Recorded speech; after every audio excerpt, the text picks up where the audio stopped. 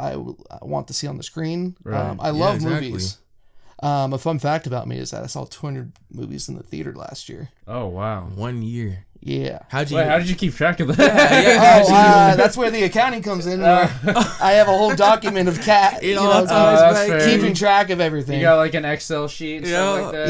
Yeah, Google document. All that. I was so impressed how many movies you watched back to back when we watched that one movie. You would even rewatch movies too. Really? Okay. It's tiring, but I love it. Yeah, big time investment. So why did you even watch that many movies? Are you studying them, or trying to get some inspiration from them, or you just love movies that you just want to watch them?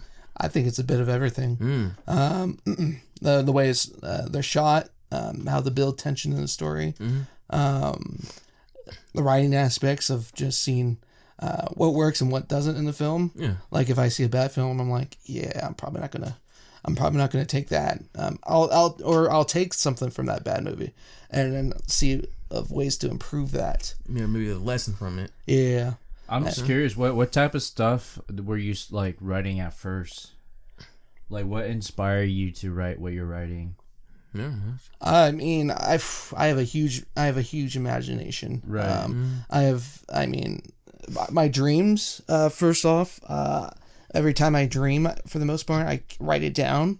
Really? And yeah, so I have a whole document for that too, and I just write the main plot points of those dreams, and then some of my scripts, if they're palatable to a script I can write, I always start writing that down, at least some of the story. So when I get back to it, I could always go and continue working on it later on. That's crazy. You can remember the dreams. Damn, so you're making your dreams into a reality movie. That's crazy. That's insane. That's impressive. Because I was saying, bro, you wake up from a dream, bro. 5 minutes later, you're like, who was that one chick I was talking to? Like, bro. Yeah, I don't remember thinking about a dream. Nothing, the first time I wake up, like, wait, what just happened? If I don't recognize the person in the dream, I'm like, I just try my best to describe that person. And you just like make up a name and all sorts of that. I'm assuming. Yeah, something, a name that I haven't used before, but it's like kind of unique. So let's say like the dream is like a very short dream, and okay, let you write about it. How would you extend that like story? Yeah. Well, so I'll use this as an example. I had this dream, right, where I was the camera in the dream. Oh, okay. And so it's this couple who walk into a spa, right, and the wife is very full of herself. The husband's not kind of taken back. He doesn't stand up for himself. Right. And so they're offered a deal in which, the lady behind the counter is like, you can take this deal if you go separate ways. They take the deal. So me, the camera, I follow the wife. She goes down this hallway. There's 2 doors. She peeks into the first door, doesn't like what she sees. Then she goes into the second door down a little farther down the hallway. And what she sees is her husband dead on the ground, with the words in blood, "You're next," up on the wall. And then me as the camera, I pan when she's crying to her husband. I pan around and I look up and I see an evil version of herself. So that concept of the dream that I took, very short. It was like a 2-minute, or it felt like a 2.5 minute, 3-minute scene or a dream. I created that. I've been sitting on that. I added a little bit of touch. Instead of them being regular people, I'm like, what if they're pieces of bread? Right. And so 2 pieces of bread go to a peanut spa, and the blood is now jelly. And then I actually went to the Seattle Film Festival lately, this past month, and I saw this movie called Spermageddon. That's a crazy. I'm sorry. I'm sorry, brother. That's a crazy Norwegian film, man. Crazy. But the journey. It's the journey of these 2 sperm paddle being settled, and they're speaking Norwegian, Nordic, and they're just trying to. Their goal is to impregnate the girl, Yeah. And so I'm like, okay, let me take that concept and just add it to my story.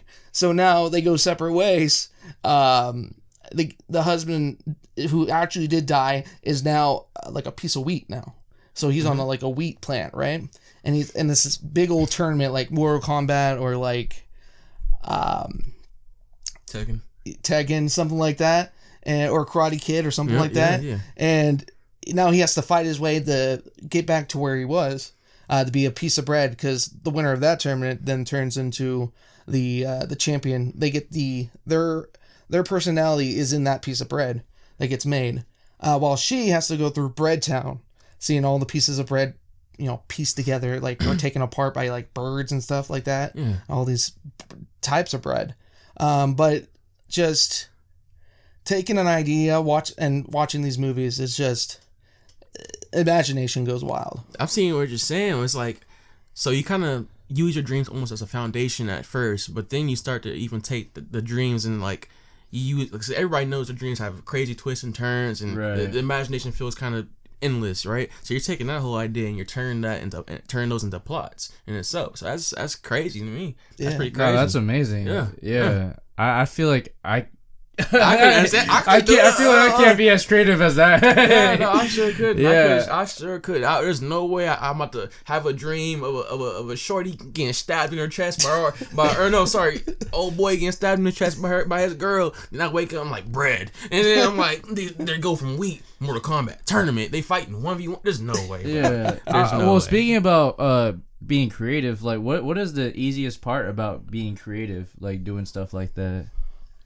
Just the wild scenes that could happen, the wild dialogue that could happen. Right, like having like open possibilities and stuff like that. Yeah, if it's like a piece of bread, the amount of possibilities and just putting together a scene. I think I'll answer the opposite. I think the hardest part, at least for me, is just finding the theme of the story. Right. Until I don't really get like the theme of the story until like the very end usually. Okay. So that's what happens in the rewrites. I make that theme a lot more prevalent. Gotcha. And so it's kind of just like, I guess the easiest part is just the ramshambo, shoot it out there, write a whole bunch, then read it back, get to the hard part of putting the message in there. So how long have you been doing this, like dream to like writing the plot and then being creative? I want to say 2017, something like that. Damn, so you must have like so many stories like built up from all that. That's crazy. Yes. What made you, I guess I'm curious, what made you like wake up one day and be like, oh, I'm going to write this down and be creative and make a whole story out of that? It's just being in that dream. I'm like, this is a crazy just experience. Like, right. And sometimes your dreams actually become into reality a little bit. And so I'm like, like coincidence, a little deja vu type of thing. I'm like, something happens in my life. I'm like, oh, that happened in my dream. Right. Like, I mean, thank goodness, sometimes I die in my dreams. So good thing that hasn't transferred over, but just the